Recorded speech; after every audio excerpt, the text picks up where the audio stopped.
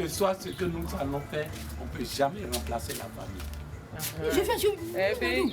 En cet après-midi de juillet, l'atmosphère est électrique au domicile de la famille Adjo Sipopé. Sa fille aînée, la trentaine révolue, est agressive en présence des personnes étrangères, car elle est atteinte de folie depuis 10 ans. Une maladie qui a débuté alors qu'elle était encore sur les bancs de l'école.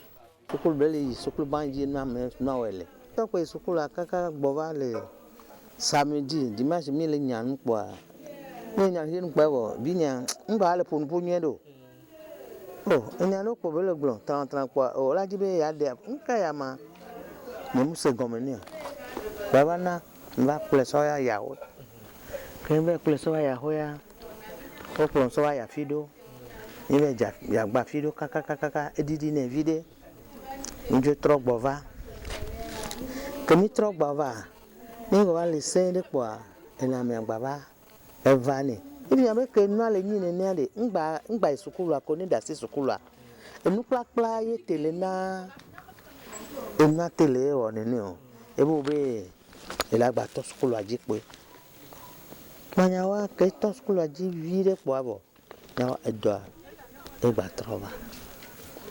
Au début de sa maladie, Clo-Clo avait quitté le domicile familial pour vivre dans la rue.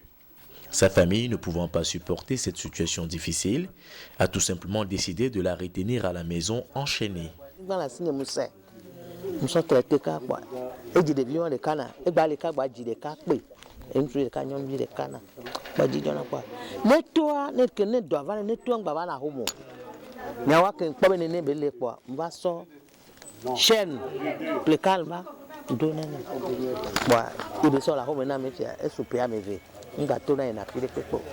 Elle vit donc depuis 2 ans enchaînée, une situation à laquelle est venu mettre fin Grégoire.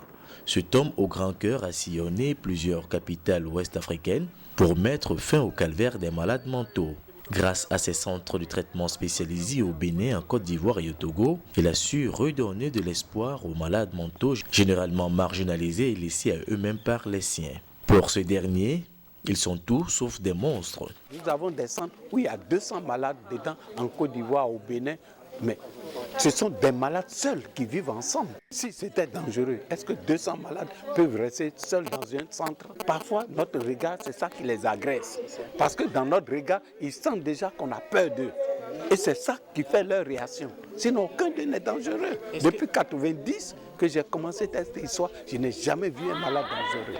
Ici à Zoti, localité située à une quarantaine de kilomètres de Lomé, il a construit avec l'aide de l'association Sekami des centres spécialisés qui accueillent plusieurs malades mentaux. Dans ces centres spécialisés, les malades bénéficient gratuitement des soins médicaux, des traitements qui portent visiblement leurs fruits. Il y a des résultats positifs parce que ces personnes que nous voyons souvent abandonnées dans la rue et que nous appelons fous parce que c'est un peu le nom par lequel on les désigne.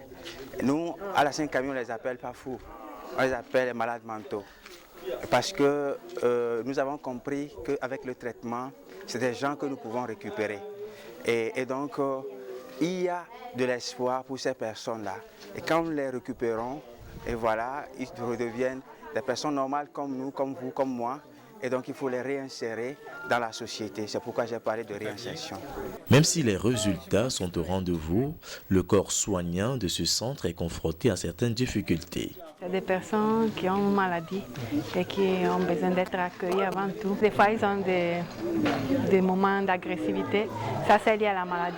Ce n'est pas la personne qui est mauvaise. Les familles qui souvent ne veulent pas les accueillir, ne veulent pas les accepter. C'est ça plus qui nous met en difficulté, plus que non les malades. Si le travail fourni par Grégoire et les siens en faveur des malades mentaux reste louable, il n'en demeure pas moins qu'il reste encore beaucoup à faire. Car dans plusieurs pays africains, ces malades mentaux sont traités comme des animaux. Au Togo par exemple, bien qu'une politique en santé mentale existe, les centres de traitement des malades mentaux traditionnels, connus pour leurs nombreuses dérives, pilules.